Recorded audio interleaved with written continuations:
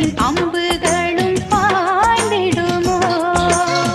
வெண்ணிலவ தூது வீடு வண்ணமையில் முன்னருகில் வருவே, பள்ளியறை பாடல்களை பாடிடுவே.